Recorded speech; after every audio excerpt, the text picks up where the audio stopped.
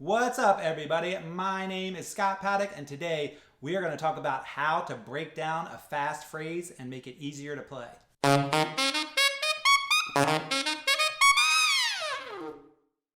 Today we are going to solve the puzzle. Now, it takes a little bit of time. Actually, sometimes it'll take a lot of time, but if you break down these fast licks, they become way easier to play than if you just keep playing through the whole lick over and over and over and over again. So the one that I played in the intro is a lick that pops up all over the Charlie Parker Omnibook. So it's a great one to work on and get under your fingers. So the song I am playing it in is Billy's Bounce, in the transcription of Billy's Bounce. But again, this is one of those Charlie Parker licks that pops up everywhere. So your first step is play it half time. Play it really slow. Play these 16th notes like they're 8th notes.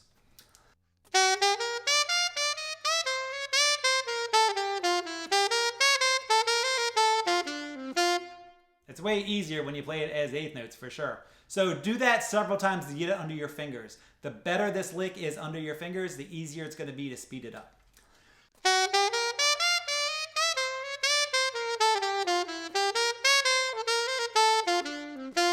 Now, if you notice, I'm really bringing out the accents. With fast runs, believe it or not, it actually helps a lot when you articulate it correctly.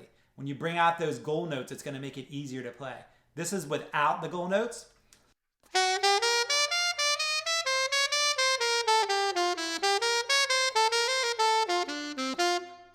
And it doesn't have the shape. When you have like those goal notes, it gives you the shape and direction, and it just makes it easier to play. You can hear the phrases way easier.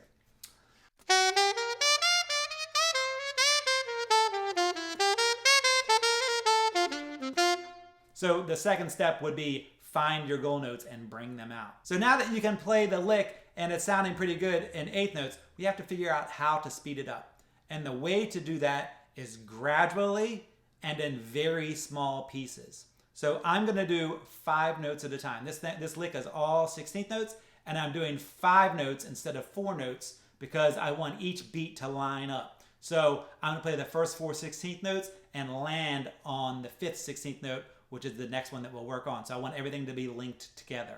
So if I worked on just the first 4,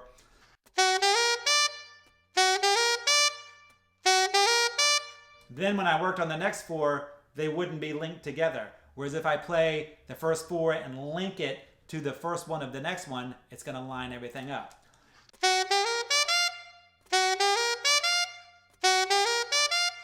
From there, it's just a matter of playing it over and over and gradually speeding it up as you get more comfortable with it.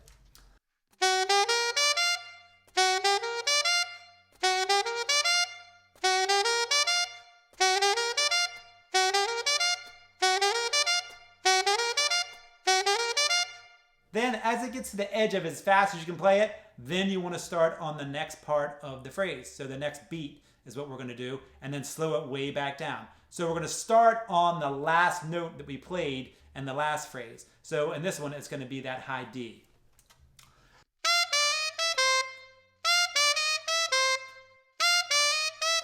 And if you notice, I'm adding the A of beat 4, the downbeat of beat 4, and I'm doing that again so that the licks, the phrases or whatever that I am learning, that I'm working on, are all connected when I put the whole thing together.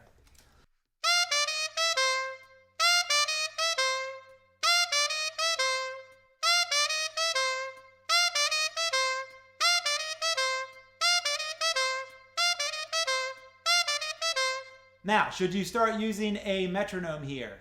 Not yet. At the end, for sure. But right now, we're going to gradually speed it up, and we're going to do it at a pace where it would just be kind of a pain to keep switching with the metronome. Once we get the whole lick down at a slow speed and a comfortable speed, then we're going to start doing the whole lick with the metronome and clean it up.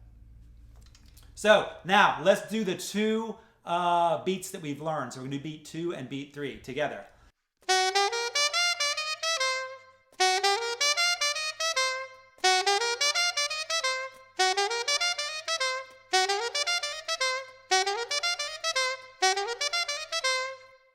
So it's all coming together. Now we start exactly where we stopped, which is beat 4, and we connect it to beat 1 of the next measure.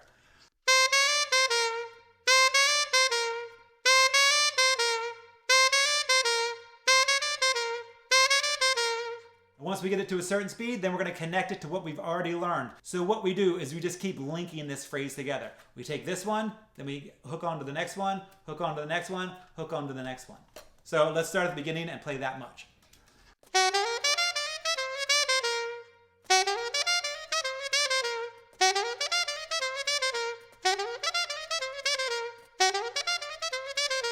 So once you get to the edge of it as fast as you can play it, you don't really want to push past a tempo of what you can play it quite yet. You just want to get it up to the edge as you're speeding everything up. We're going to start working on the next part now. Now when I play that one, it's very easy. I'm not going to need to work much on that one. So I'm going to link beats 1 and beats 2 up at this measure, and then land on the A on beat 3.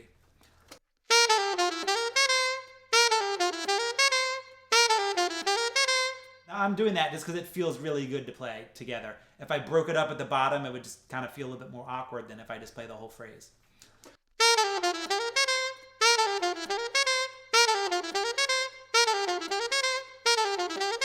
And then, of course, I go back to the beginning and link it all together.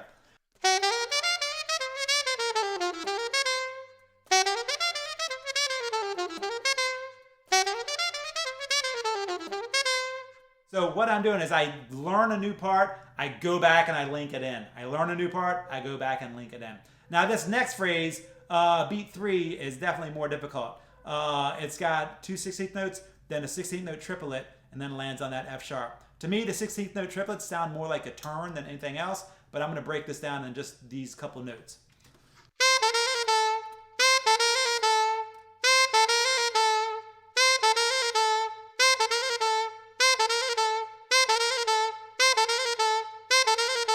It actually feels pretty good on the finger, so that one's not that hard to play, even though it looks more intimidating than it is. So let's go back to the beginning and link it all up.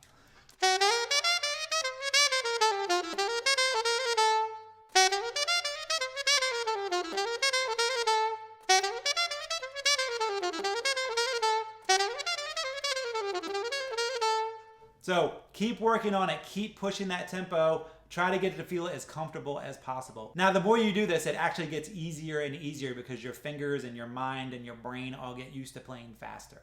Okay, so let's add this last beat.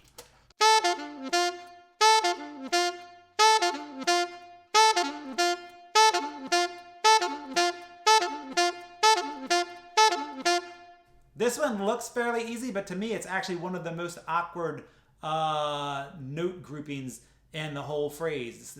My fingers don't quite want to go where Charlie Parker went. So I would have to work on this one a little bit more than the other phrases that I did.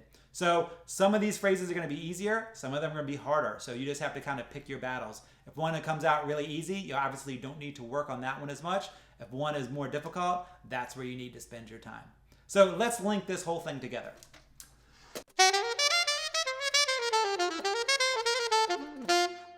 Sounds pretty good. Let's go a little faster.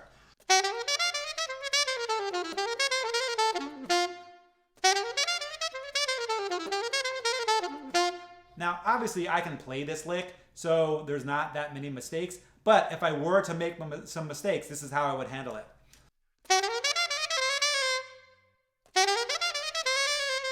All right, so I made that mistake 2 times in a row. So it wasn't just like a little finger got off or something. I actually don't know how to play that thing, or I'm not real consistent with it. So I go back to that section and break it down.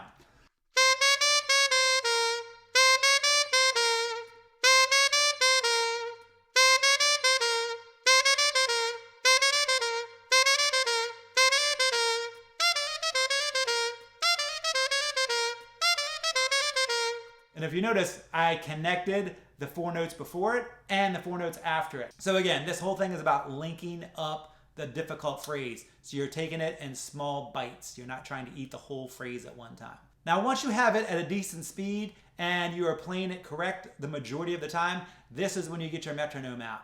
And you set it at a tempo below what you know you can play it. Play it 4 or 5 times. Get really comfortable with it. Then bump it up 5 or 10 beats and play it a bunch of times. Then bump it up another 5 or 10 beats and play it a bunch of times. And you're gonna find that breaking point where things start to fall apart. So you wanna practice it a lot just below the breaking point. Once you can play it really well and really fast below that breaking point, it's going to be a lot easier to bump it up to the tempo you're looking for. Now, if you keep playing it fast at tempos that you can't play the lick at, you're going to be practicing mistakes. And that's the last thing you want, is practicing mistakes, practicing how to play it wrong. Every time you play it wrong, you have to undo that. So you want to be practicing it correct as often and as much as possible. Now, when you're trying to speed things up, obviously you're not going to be 100% or even close to that. But you want to find those tempos that you're comfortable in and then gradually push past it until you find the tempo that you need to be at. You can't start off playing something really fast when you're struggling with the phrase. You have to pull it way back, figure it out, beat by beat or phrase by phrase, or even sometimes note by note, and then put it all back together. And that's it. There's no real big secret to it. It's all about breaking it down into small bite-sized pieces. Thanks for taking the time to check out this video. If you now understand how to break down a fast phrase and make it way easier to play, I would really appreciate it if you give me a thumbs up, subscribe to my channel, and share it with your friends. Thanks a lot.